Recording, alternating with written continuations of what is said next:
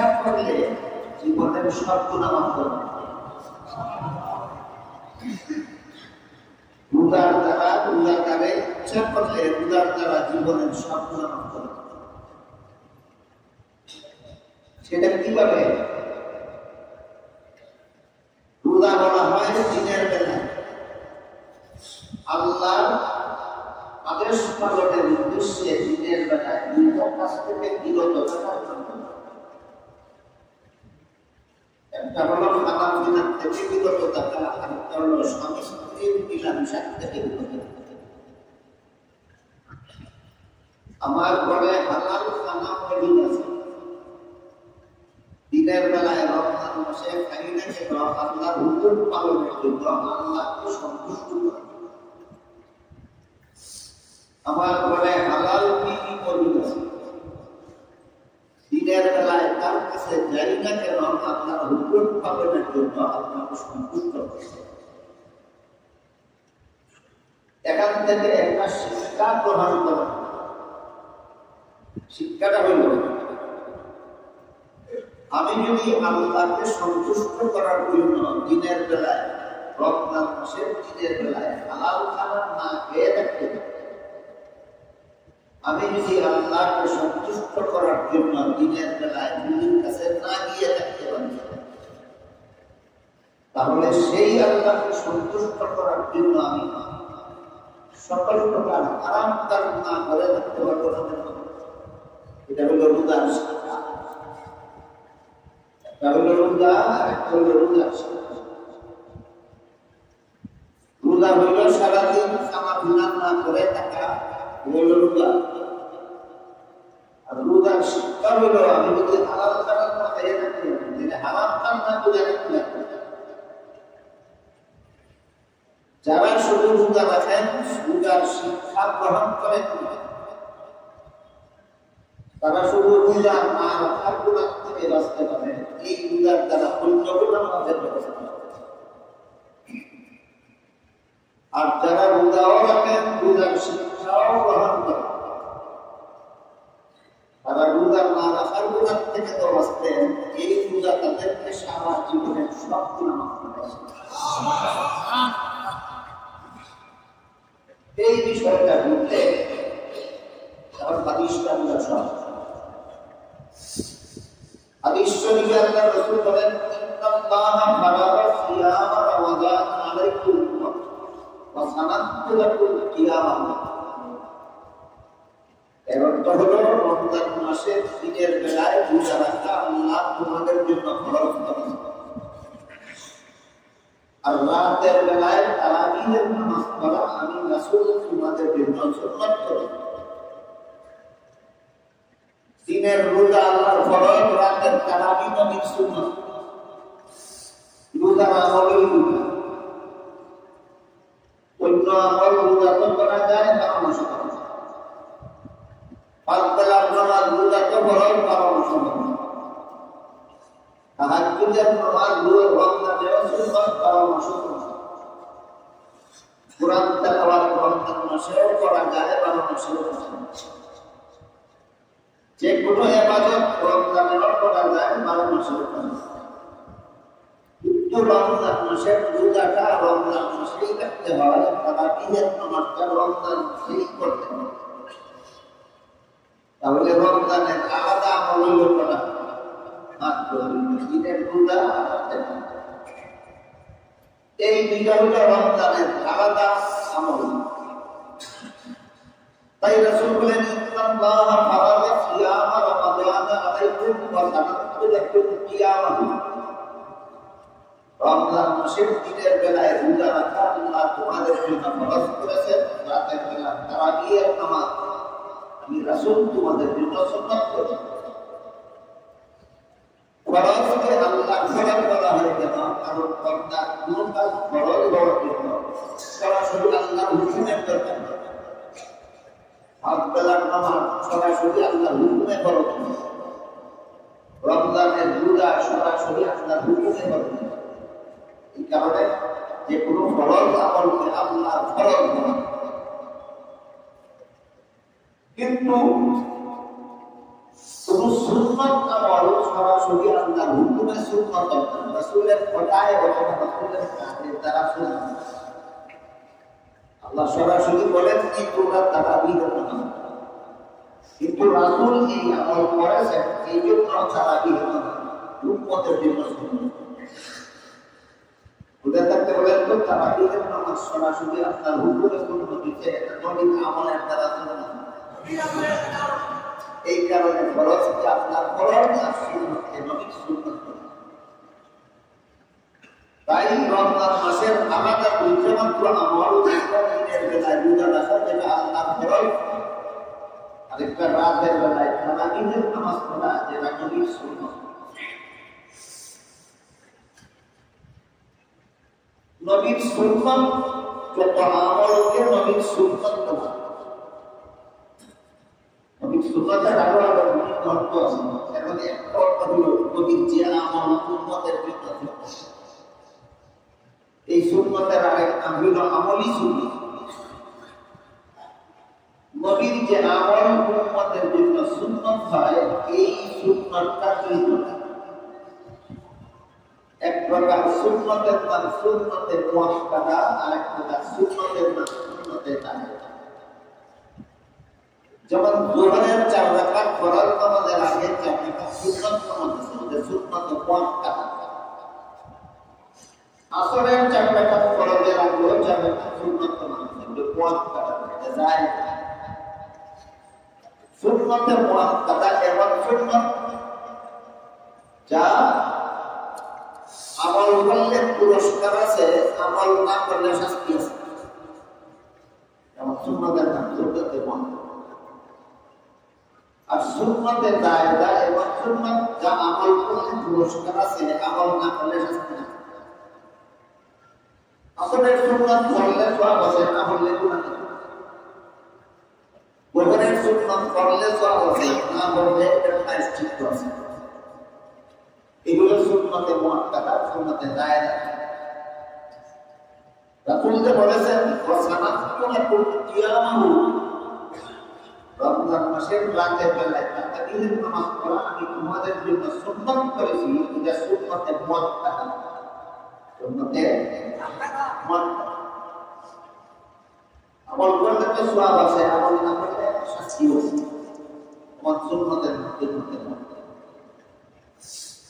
যোহরের সময় সর্বমোট 6 রাকাত সুন্নাত আছে, সুন্নতে মুআক্কাদা। ফরজের আগে 4 রাকাত, ফরজের পরে 2 রাকাত। যোহরের ফরজের আগে 4 রাকাত সুন্নত মুআক্কাদা, ফরজের পরে 2 রাকাত সুন্নত মুআক্কাদা। এখন যদি একজনে যোহরের ফরজের পরে 2 রাকাত সুন্নতে মুআক্কাদা পড়ে, আগের 4 রাকাত সুন্নতে মুআক্কাদা পড়ে, যেহেতু পরেরটা পড়ছে এই কারণে আগেরটা না হওয়া পুরো এখানে বললেন আপনারা এটা করেন। আগেরটা না বললেও দোষ, পরেরটা না বললেও দোষ।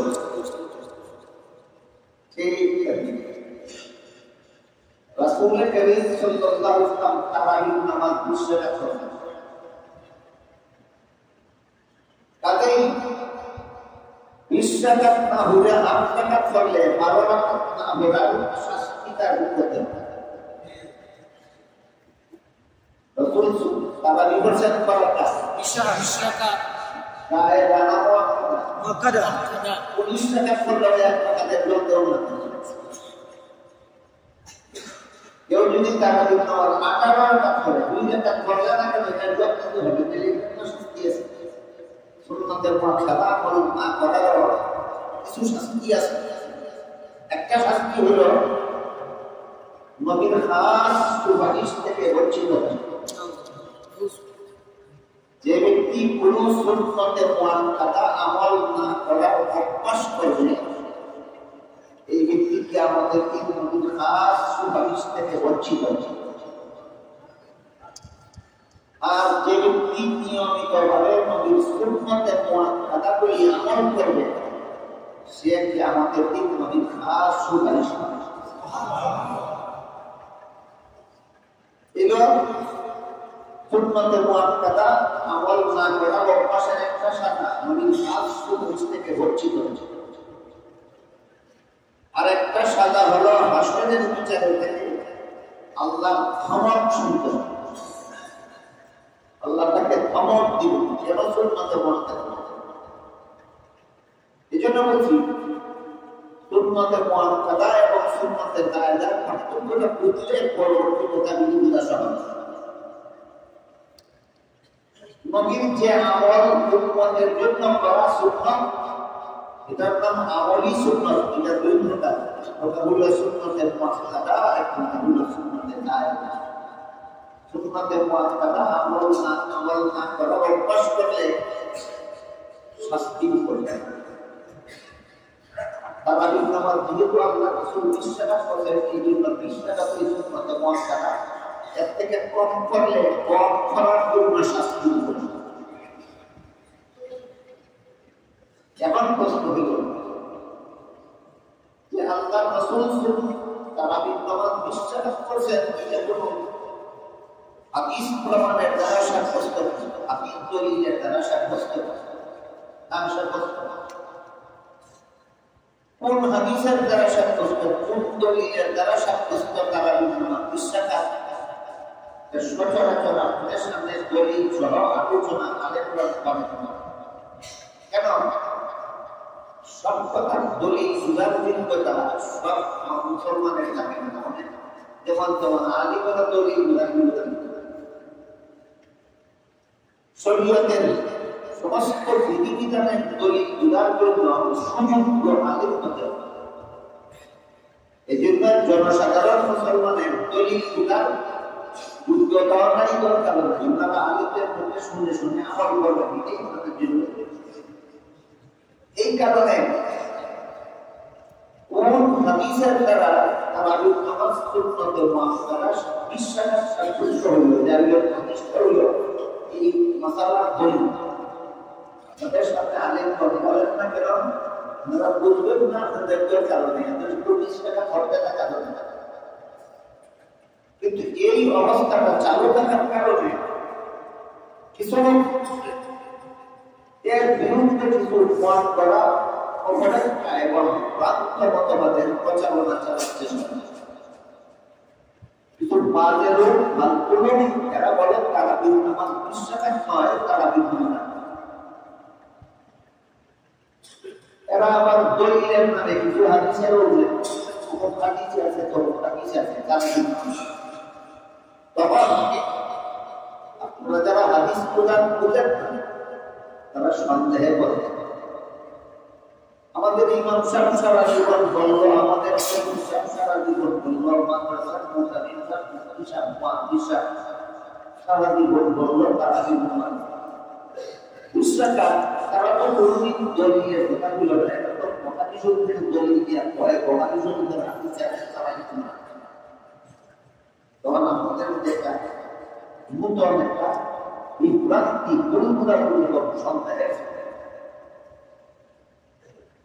সুপরিকল্পিত ভাবেই একজন কুচক্রী লোক মুসলমান সমাজে এই কুন্দলটা সৃষ্টি করতেন। আপনারা যেন এই কুন্দলের শিকারে না করেন, এই জন্য আমার মনে হয় কিছু এরা যখন মন করা একটা দলিল দেন, আমাদের আসল দলিলটাও আপনাদের সামনে আলোচনা করা যাবে।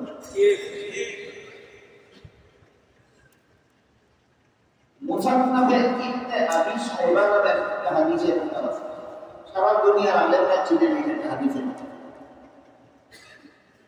পৃথিবী বিখ্যাত হাদিসের। এই কিতাবের উল্লেখ আছে রাসূল কারীম সাল্লাল্লাহু আলাইহি ওয়াসাল্লাম এশার পর থেকে ফজরের পূর্ব পর্যন্ত যে নামাজগুলি পড়তেন রাতে, এইগুলিকে হাদিসের ভাষায় সালাতুল লাইল, রাতের নামাজ। মুসান্নাফে ইবনে আবি শাইবা নামক হাদিসের কিতাবে উল্লেখ আছে আল্লাহ রাসূল রমজান মাসে এই রাতের নামাজগুলি 23 টাকা। রমজান মাসে আল্লাহ রাসূল 23 রাতের নামাজ 23 টাকা। 23 টাকাতে 3 টাকা হলো 3 আর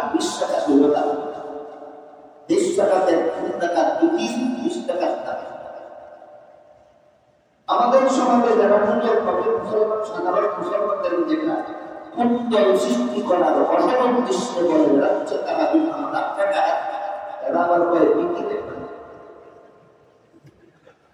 এদিকে কয়েক তারা টাকা দুই বিক্রিতে। এবার বলেন তো হাদিসে যে উল্লেখ আছে আপনি 23 টাকা করতেন, এই 23 টাকার মধ্যে তারা 20 টাকা করলে বিক্রিতে 1 টাকা পায় না 2 টাকা। আমি হাদিসের দ্বারা সত্য হইল বিক্রি 1 টাকা পায় বিক্রি। তাহলে রাসূল বিক্রির সহ রমজান মাসে 23 টাকা করতেন, 23 টাকাতে 3 টাকা হইল বিক্রি আর 20 টাকা হইল টাকা। এই হাদিসটা যখন আপনাদেরকে বলা হয় আর ওদের কানে যখন যায় এই হাদিসের কথা তখন ওই চটপট বলে দিলে হাদিসটা দুর্বল, হাদিসটা গরিব, মানে আপনারা বলে দেখেন যতগুলি বিভ্রান্তি সৃষ্টিকারী যতগুলি ফেতনাবাজারা আমাদের সমাজে তারা মাথা আটকাটা করে বেড়াচ্ছে, শুধু হাদিসটা বড় সংস্থাতে বলে দিবে হাদিসটা গরিব দুর্বল মানে।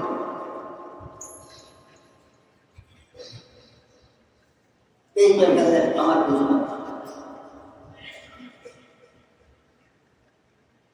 গরিব শব্দের অর্থ হইল দুর্বল, গরিব আরবি শব্দ বাংলা অর্থ দুর্বল। প্রথম কথা হইল তুমি তোমাদের তো দাবি হইল যা রাসূল করেছেন তা করবে, অন্য লোকের কথা মানো না। এটা হয়তো আবু হানিফার কথা মানে না, ইমাম শাফিঈর কথা মানে না, ইমাম মালিকের কথা মানে না, এরা রাসূল না, এরা কথা মানে না। তবে একটা হাদিস সহিহ আর একটা হাদিস ভুল, এটা তো রাসূল বলেছেন না কোনদিন। রাসূল তো কোনদিন বলেননি আমার অমুক হাদিসটা সহিহ আর অমুক হাদিসটা ভুল। এই সহিহ আর ভুল তো রাসূলের কথা না, এটা বলেন লোকের কথা। তোমরা তো বলেন লোকের কথা মানোই না, এমন মানে কেন? তাহলে এরা রাসূলের কথা ছাড়া ওই কথা মানে না, যে একটা দাবি দাবিতে মিথ্যা, এটা এসব প্রমাণ দিবে। রাসূল তাআলা প্রমাণ বিশ্বাস করেন, রাসূল বলেন নাই যে আমার কি আমলটা করি, এই গরিব কথাটা অন্য লোকের তোরা তো অন্য লোকের কথা মানো না, এখানে আমার কেন আমার প্রথম প্রশ্ন এমন অন্য লোকের কথা মানতে রাসূল তো বলেছেন না আমার এই হাদিসটা গরিব। 2 নম্বর কথা গরিব শব্দের অর্থ হইল দুর্বল, গরিব আরবি শব্দ আর বাংলা অর্থ হইল দুর্বল। আপনাদের নবী জীবনে দুর্বল কথা বলছেন আর দুর্বল কাজ করছেন। বলেন নিজের ইমানকে জিজ্ঞাসা করেন যে আমার নবী জীবনে দুর্বল কথা বলছেন একটাও না। তেমনি তুই নবীর হাদিস দুর্বল হইয়া এই কি কোরআন দুর্বল আর সমাজ এই কি কোরআন দুর্বল নবীর কথা দুর্বল কথা বলতে হবে, নবী কোনো দুর্বল কাজ করতেন হাদিসটা দুর্বল হইয়া এই কি কোরআন দুর্বল আর সমাজে কি কোরআন ছিঁড়ে দিচ্ছে। 3 নম্বর কথা একটু সময়ের জন্য আমি মেনে নিলাম যে নবী বলেছেন না আমার হাদিসটা দুর্বল, অন্যরা বলছেন যারা অন্যের কথা মানে যদি হাদিসটা জয়ী হওয়ার কারণে নবীর হাদিস হিসাবে মানো না, তোমার বাপ যদি বুড়াও দুর্বল হইয়া যায়, এটাকে বাপ পাক্কা কিনা বলো? কোন মানুষের বাপ বুড়াও দুর্বল হয় না, যার বাপ থাকে আধা বাপ থাকে না, বুড়া বুড়ি বা হয়ে থাকে। বাপ যেমন ভাবে বুড়াও দুর্বল হইতে শক্তিশালী হয়ে গেল, বুড়া বুড়ি ওইটা খেয়ে ভাবে নবীর হাদিসকে তোরা বই করতে করতে মেলা তুলেও রাসূলের হাদিস এই সময় যদি কোনো ব্যাগ করে আমার বাপ যখন বুড়া হয়ে গেছি দুর্বল আমার দুলাবাড়ি দোয়া আছে এটাতে বাপ বাপ বুঝিয়া ঘুম হইয়া এটাতে বাপ নামেন না, দুলাবাড়ি দোয়া বুঝে এই কারণে এটাতে বাপ তখন নবীর হাবিবকে ফিরে বই হইয়া এই কারণে নাসিরউদ্দিন আলবানিয়ার নিজের বই নাসিরউদ্দিন আলবানির কথা মনে এটা তো তোর গোড়া হয়ে থাকে কিন্তু তোর বাপ বাক্য শিকার করবো এটা বার্তা হত্যা নাসিরুদ্দিন আলবানি লাগে তোর গোলা ভাই এটা বার্তা হত্যা 4 নম্বর কথা কোন হাদিসকে পরবর্তী কোন লোকের রুটি গরিব কোন হাদিসকে ইলমে হাদিসের পরিভাষা মতো কোন হাদিসকে গরিব করা হয় তখন যখন হাদিসের বর্ণনাকারীদের মধ্যে কোন বর্ণনাকারী যোগ্যতা দুর্বল রাসূলের কথা দুর্বল না রাসূলের হাদিস দুর্বল রাসূল থেকে আপনাদের জমানা পর্যন্ত হাদিসটা সর্বযুগের উম্মতের হাতে পৌঁছে একজন বর্ণনাকারীদের বর্ণনা দিত রাসূল থেকে হাদিস বর্ণনা করেছেন সাহাবী থেকে হাদিস বর্ণনা করেছেন তাবেঈ থেকে হাদিস বর্ণনা করেছেন তাবেঈ তার থেকে তার ছাত্র এইভাবে একদল বর্ণনাকারীদের মাধ্যমে সর্বযুগের উম্মতের হাতে রাসূলের হাদিস এই বর্ণনাকারীদের মধ্যে পরবর্তীতে হাদিসের কোন বর্ণনাকারীর মধ্যে যদি হাদিস বর্ণনার যোগ্যতায় দুর্বলতা নবীর কথা দুর্বল না বর্ণনাকারীর যোগ্যতা দুর্বল তখন এই হাদিসের পরিভাষায় এই হাদিসটাকে বৈধ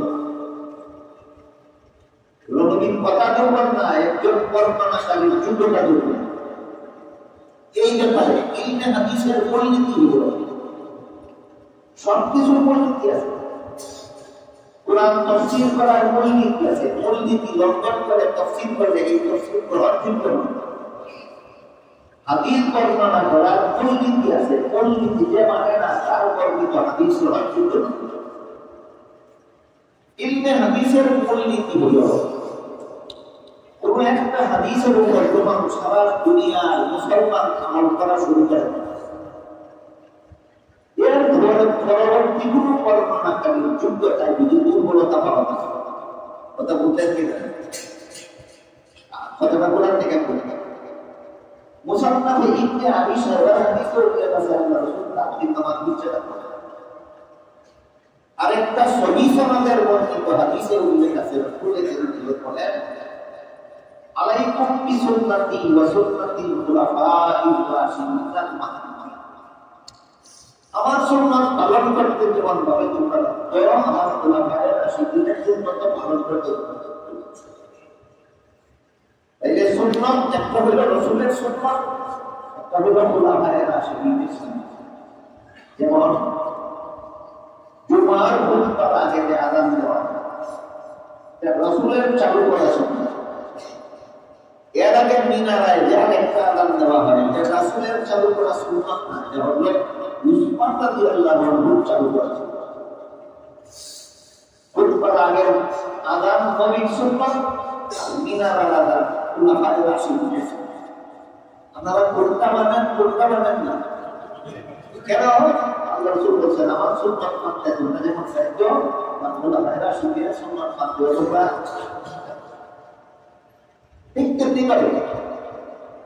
রাসূল করিম সাল্লাল্লাহু আলাইহি ওয়াসাল্লাম মাত্র 3 দিন মসজিদে গিয়ে তারাবির নামাজ জামাতে পড়েছেন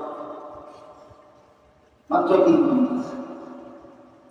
এই রাসূলের এই আমলের অনুসরণ করেছেন হযরত আবু বকর সিদ্দিক রাদিয়াল্লাহু আনহু তার শাসনে আবু বকরের পরে উমর জমান করে রাসূলের দ্বিতীয় পরিভাষা করেছেন তখন তিনি প্রতিদিন তারাবির নামাজ জামাতের সাথে করার সুন্নাত চালু করেন এখন বলুন আমরা শুধু 3 দিন পরে তারাবি জামাতে না প্রতিদিন পড়বে প্রতিদিন করাটা কি সুন্নাত আর সুন্নাত খুলাফায়ে রাশিদিন রাসূল বলে আমার খুলাফায়ে রাশিদিন যে সুন্নাত চালু করেন এটা আমাদের জন্য এই যে হযরত ওমর প্রতিদিন মসজিদে তারাবির নামাজ জামাতের সাথে পড়ার ব্যবস্থা চালু করেছিলেন প্রত্যেক দিন ওই 20 রাকাত তারাবির নামাজ বলেন হযরত ওমর কত রাকাত তারাবির নামাজ ব্যবস্থা করতেন 20 রাকাত রাসূল করেছেন 20 রাকাত ওমর চালু করেছেন 20 রাকাত সাহাবায়ে কেরাম করেছেন 20 রাকাত তাবেঈন করেছেন 20 রাকাত তাবেঈন করেছেন 20 রাকাত রাসূল 20 রাকাত করলেন খুলাফায়ে রাশিদিন 20 রাকাত করলেন সাহাবায়ে কেরাম বিশ্বাস করলেন, তাবেঈন বিশ্বাস করলেন, সারা দুনিয়া তাবেঈন তারা কিন্তু বিশ্বাস করেন। এটা রাসূল যে বিশ্বাস করে দিলেন, এই হাদিস এর আমল কিছু উম্মতে করলো না, সারা দুনিয়ার সমস্ত উম্মতে করলো। এরপরে ওই রাসূল বিশ্বাস তারাবি করেছেন এই হাদিসের এক বর্ণনাকারীর মধ্যে হাদিস বর্ণনার যোগ্যতার মধ্যে দুর্বলতা পাওয়া যায়। বর্ণনাকারীর যোগ্যতা আগে ধরা পড়ছে না আগে আমল চালু হয়ে যাচ্ছে? ইলমে হাদিসের মূলনীতি হলো যে হাদিসের উপর সারা দুনিয়ার মুসলমান আমল চালু করেছে। এই হাদিস যদি পরবর্তীকালে কোনো বর্ণনাকারীর যোগ্যতা দুর্বলতাতে আছে বর্ণনা করে, এই হাদিসকে আর জয়ীফ বলা যাবে না, এটা সহিহ মুতাওয়াতিরের পর্যায়ে পৌঁছে গেছে। তাআমুলে উম্মতের দ্বারা হাদিস সহিহ মুতাওয়াতিরের পর্যায়ে পৌঁছে যায়। এর পরে যদি কেউ এটাকে দুর্বল এই দুর্বল চেষ্টামেশি করায় কিন্তু আসে। যেমন ধরেন সাগর থেকে এক লোটা পানি একজন উঠে, কি পরিমাণ পানি? এক ফোঁটা প্রসাদ মিলিয়ে এই লোটার ভাবের মধ্যে পড়ে, এইটা থেকে আমি। কিন্তু সাগরে থাকা অবস্থায় যদি কয়েকজন মানুষের প্রসাদ তুলে যায় সম্পূর্ণ সাগর, বলেন সাগরে কি পরিমাণ পানি না হবে? লোটার ভাবির মধ্যে এক ফোঁটা প্রসাদ করলে না হাতে যায়। সাগরের ভাবির মধ্যে সারা দুনিয়ার মানুষের প্রসাদ করে কোনোদিন না পাবে। যারা লোটার ভাবি নিয়ে আসলে এরা করে রাসূল তাআলা আমার বিশ্বাস করছেন এটা দুর্বল, লোটার ভাবি দুর্বল। ইলমে হাদিসের মূলনীতি কয় যে আগে থেকেই সাগরের ভাবি হয়ে গেছে, সারা দুনিয়ার মুসলমান এই হাদিসে আমল করা শুরু করে দিচ্ছে। যেমন এক ফোঁটা না দুইশো প্রত্যেক দিন যদি সাগরকে একবার পেশাব খরচ তবুও এটা সাগরের পানির মধ্যে যেমন শত শত মানুষ পেশাব করলেও সাগরের পানির পবিত্রতায় কিছু আসে যায় না, তেমনি ভাবে যে হাদিসের উপর সারা দুনিয়ার আমল শুরু করে দিচ্ছে, এই হাদিসকে পরবর্তী কেউ বলতে চেঁচামেচি করতে করতে কেনা তুললেও এই হাদিসের কিছু আসে যায় না, যে সহিহ মুতাওয়াতিরের পর্যায়ে। এই হলো তারাবির নামাজের রাকাত সংখ্যা। এতক্ষণের আমরা কি বললাম? তারাবির নামাজ 20 রাকাত, এটার কোনো দলিল নাই। আছে দলিল কি মন গড়া না সাফা দিন না, সহিহ মুতাওয়াতির হাদিস এই কথার জন্য।